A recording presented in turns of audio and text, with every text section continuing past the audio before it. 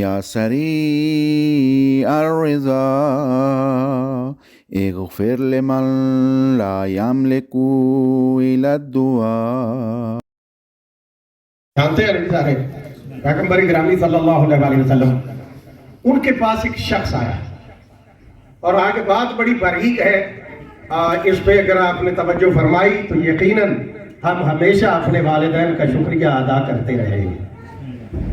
وہ آیا اور اس کے ساتھ اس کا ایک بیٹا بھی تھا، اسے بھی ساتھ لے کے آیا. بیٹے کو لانے کے بعد پیغمبر گرامی صلی اللہ علیہ وآلہ وسلم کے پاس اجازت لے کے سلام کر کے بیٹھ گیا. بیٹھنے کے بعد عرض کرنے لگا یا رسول اللہ بڑا پریشان ہوں. تسی بھی پریشان ہو گئے ہو؟ یا رسول اللہ بڑا پریشان ہوں. پیغمبر دیکھ کے فرماتے ہیں کیا پریشانی ہے؟ جب پوچھا نا کیا پریشانی ہے تو کہنے لگا یا رسول اللہ یہ میرا بیٹا ہے، لیکن مجھے شک ہے کہ میری زوجہ نے خیانت کی ہے، اور یہ بات مجھے دن رات چین نہیں لینے دیتی. ہر وقت پریشان رہتا ہوں کہ اب اس کا حل کیا ہے. اس لیے آج آپ کے پاس آیا ہوں، آپ کے دربار میں آیا ہوں. آپ سے گزارش ہے کہ میری اس پریشانی کو دور کریں. جب پیغمبر گرامی صلی اللہ علیہ وآلہ وسلم کو یہ عرض کی نا کہ آپ اس پریشانی کو دور کریں، پیغمبر گرامی صلی اللہ علیہ وآلہ وسلم دیکھ کے فرماتے ہیں کل صبح کو فلاں باغ پہ جانا، اپنے بیٹے کو ساتھ لے کے جانا. وہاں پہ ایک مزدور ہوگا جو باغ میں مزدوری کر رہا ہوگا، تو نے اسے اس کے پاس جا کے چھوڑ دینا ہے اور خود تو نے علیحدہ ہو جانا ہے. اگر تیرا بچہ اس مزدور کو دیکھ کے ڈر گیا تو پھر تو تیرا نہیں. یہ واقعہ اس طرح کا آپ نے چونکہ سنا نہیں اس لیے آپ بھی پریشان ہو گئے. پیغمبر کیا فرماتے ہیں کہ اس بچہ جب اس مزدور کو دیکھے گا، اگر مزدور کو دیکھنے کے بعد ڈر گیا تو تیرا نہیں، لیکن اگر ڈرا نہیں اور اس کی طرف لپکا تو پھر تیرا.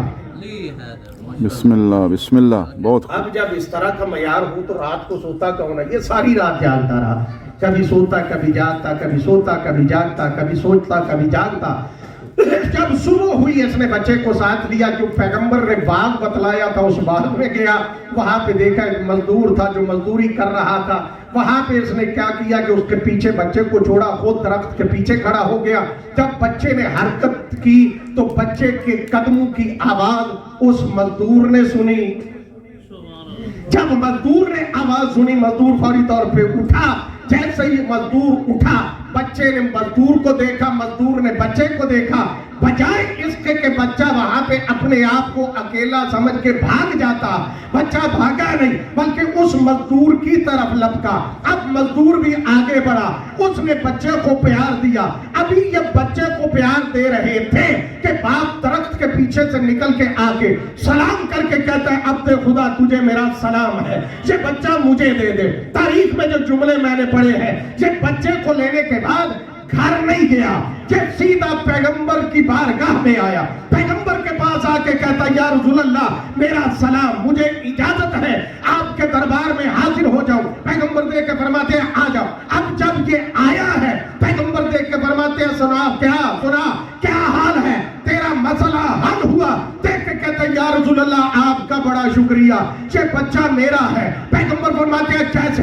پھر کہنے لگا جیسے آپ نے حکم دیا تھا ویسے میں نے کیا. بچہ اس مزدور کو دیکھ کے ڈرا نہیں بلکہ اس کے ساتھ لپٹ گیا، اس کی ابا کو تھام لیا. جب تھام لیا مجھے یقین ہو گیا کہ یہ پیغمبر کی زبان سے نکلے ہوئے لفظوں کی تصدیق ہو رہی ہے.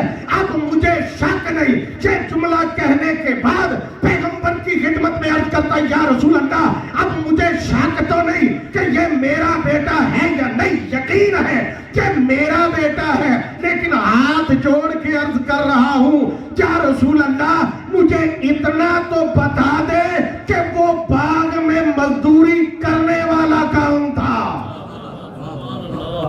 مجھے شک نہیں ہے کہ یہ اب میرا بیٹا نہیں، مجھے یقین ہے کہ